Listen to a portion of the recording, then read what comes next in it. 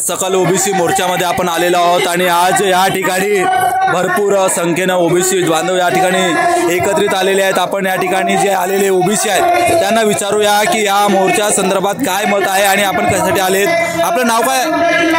आज गोंदिया जिल्ह्यामध्ये सर्व ओबीसी आंदोलन सुरू आहे। या आंदोलनाचा मागचा उद्देश एकच आहे की भाई आपल्या ओबीसी बांधवांना यांचे हक्काधिकार मिळाला पाहिजे, जे संवैधानिक हक्काधिकार आहेत मिळाला पाहिजे।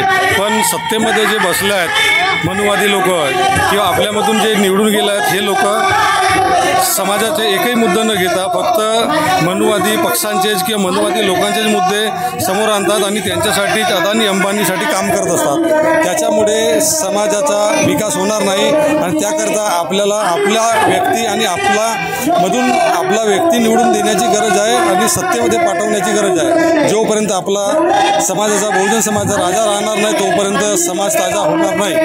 तरी ह्या ठिकाणी ओबीसी समाजाला काँग्रेसनं 60 वर्षे राज्य केलं आहे, त्यानंतर ओबीसीने केलं आहे, तर काय यामध्ये ओबीसींना पाहिजे त्या प्रमाणात संवैधानिक अधिकार मिळाले का? काँग्रेस पार्टीने 60 वर्षामध्ये राज्य केले पण आतापर्यंत आमच्या ओबीसी समाजाला किंवा बहुजन समाजाला कोणत्याही 1 रुपयाचा बी त्याचा लाभ मिळाला नाही। काँग्रेसनी जनगणनेच्या नावावर, धर्माच्या नावावर, जातीच्या नावावर हे राजकारण केलं आणि आमच्या ओबीसी समाजाचे हक्काधिकार होते संवैधानिक कलम नंबर 340 हे कायद्याने आम्हाला मिळालं पाहिजे। पण सत्तेमध्ये आपले लोक नसल्यामुळे काही निवडून बी गेले हे ते काँग्रेस, भाजपा, राष्ट्रवादी काँग्रेस हे आपले लोक नसल्यामुळे हे फक्त त्या बनियाचा हक्काधिकारी काम करत असल्यामुळे आपल्या समाजाचा विकास झाला नाही। म्हणून याकरता आपल्याला आपल्या समाजामधून चांगले लोक, बुद्धिजीवी लोक जे समाजासाठी काम करू शकत असतील अशाच लोकांना आपल्याला समोर निवडून पाठवण्याची गरज आहे। कारण कांग्रेस ये जलता घर है, कांग्रेस नागनाथ है तो बीजेपी साबनाथ है, ये एक सिक्के के 2 बाजू है, इसीलिए इनको दोनों को बदलने की ज़रूरत है और तीसरा पर्याय ढूंढने की ज़रूरत है। जब तक हम तीसरा पर्याय ढूंढेंगे नहीं तब तक हमको इसका न्याय मिलने वाला नहीं है। अभी हम यहाँ मंचों पे देख रहे हैं जो हमारा दुश्मन है वो भी साथ में बैठा है और सज्जन है वो भी साथ में बैठा है। इसका मतलब क्या हो रहा है कि हमारे लोगों को न्याय कहाँ मिल रहा है?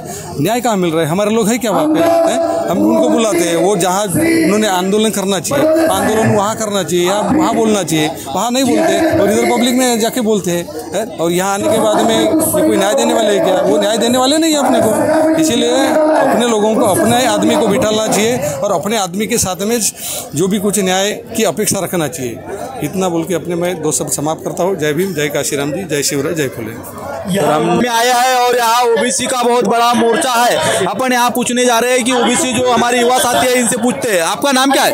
मेरा नाम है राजेंद्र हिमने, गोंदिया जिले का हूँ, सालेकसा तालुका मेरा गांव है और यहाँ ओबीसी के मोर्चे में शामिल होने के लिए आया हूँ। तो क्या है ये मोर्चा, क्यों निकालने जा रहा है, क्या मकसद है इस मोर्चे का?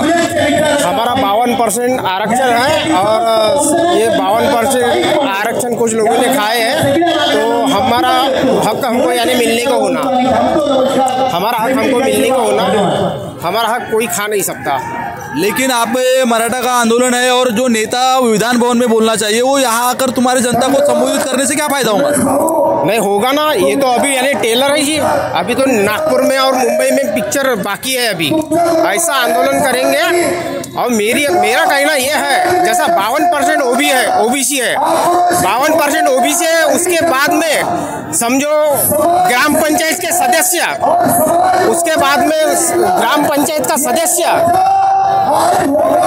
वैसे जिला परिषद के पंचायत समिति के सदस्य और जिला परिषद के सदस्य अगर अपना इस्तीफा देते हैं तो देखते हैं कैसी सरकार चलती है। तो कैसी सरकार चलेगी? ये अपनी मुट्ठी भर लोग अपने मोनोपोली चला रहे हैं। क्या कांग्रेस बीजेपी और बाद में आएंगी तो क्या तुम्हारे ओबीसी को हक मिलेगा? कैसे नहीं मिलेगा?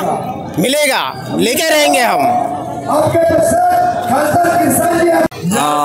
आपलं नाव काय? मी ललिता गोपाल देशमुख, मी ओबीसी सेवा संघाची महिला जिल्हा अध्यक्ष आहे आणि मी भंडाऱ्यावरून आलेली आहे। तर काय कशासाठी आलेत? हा ओबीसींचा मोर्चा आहे आणि ओबीसींची ताकद वाढवण्यासाठी आणि जो सकल ओबीसी मोर्चा निघतो आहे आणि दोन आपल्या मराठा समाजाला ओबीसी कुणबी समाजामधून सर्टिफिकेट द्यायचं आहे, त्या संदर्भात जो 2 सप्टेंबरचा GR निघालेला आहे त्या संदर्भात आपण काय करणार, काय भूमिका असणार आपली? आम्ही ह्या GRचा निषेध करते आहे आणि आम्ही गावागावामध्ये जाऊन ओबीसींना जागृत करू आणि आमचा मोठा मोर्चा नागपूरला नेऊ आणि आमचे हक्क आणि अधिकार आम्ही हिरावून घेतल्याशिवाय राहणार नाही ओबीसीच्या माध्यमातून. तर मॅडम, आता काँग्रेस आहे, BJP सरकार, दोन्ही सरकार आहे, त्याच्यामध्ये आता तो तुमच्या जो ओबीसीचा मराठांना दिलेला आहे त्याच्यासाठी आपण काय कराल, नेमकं लोकांना काय सांगाल? काँग्रेस आणि BJP ह्या नाण्याच्या 2 बाजू आहेत आणि त्या दोन्ही सारखेच आहेत, कारण की आमचा हक्क आणि अधिकार सतत म्हणजे हिरावून नेत आहेत आणि आम्हाला ओबीसींना केव्हाही भारत स्वतंत्र झालं तेव्हापासून ओबीसीकडे दुर्लक्ष केलेलं जात आहे. ओबीसींना आमच्या हक्काचं कधीच मिळालेलं नाही, म्हणून आम्ही हे दोन्ही पक्ष आम्ही मानत नाही. आमच्या जो ओबीसी की बात करेगा वही देश में राज करेगा असं मी ह्या माध्यमातून. तर आता आपण न्यूज चॅनल वगैरे बघतो आहोत महाराष्ट्राचं आपल्या विधान भवनातलं, त्यामध्ये आपल्या ओबीसी मधल्या नेत्यांनी त्या ठिकाणी ठाम अशी भूमिका मांडली आहे असं तुम्हाला वाटलं का? नाही, एकही आमचे आमदार, खासदार, मंत्री कोणीच आमच्या ओबीसी बद्दल म्हणजे काही बोललेलं नाही आणि आमच्या पाठीशी कोणी आहेत नाही, म्हणून आमच्या लोकांची संख्या आम्ही वाढवणार आहोत आणि आम्ही लोकप्रतिनिधी मिळूनच आम्ही सगळी ही भूमिका लढणार आहोत आणि आमची ही भूमिका राहील. तर या ठिकाणी महिला ज्या आपल्या मोर्चाला आलेल्या आहेत त्यांनी सुद्धा सांगितलं आहे की आमची लढाई ही जनतेच्या किंवा काँग्रेस BJPच्या नेत्यांवर नसून आम्ही समाजात जाऊन लोकांना जागृत करून आम्ही सामाजिक लढाई लढू अशी त्यांचे मत आहे.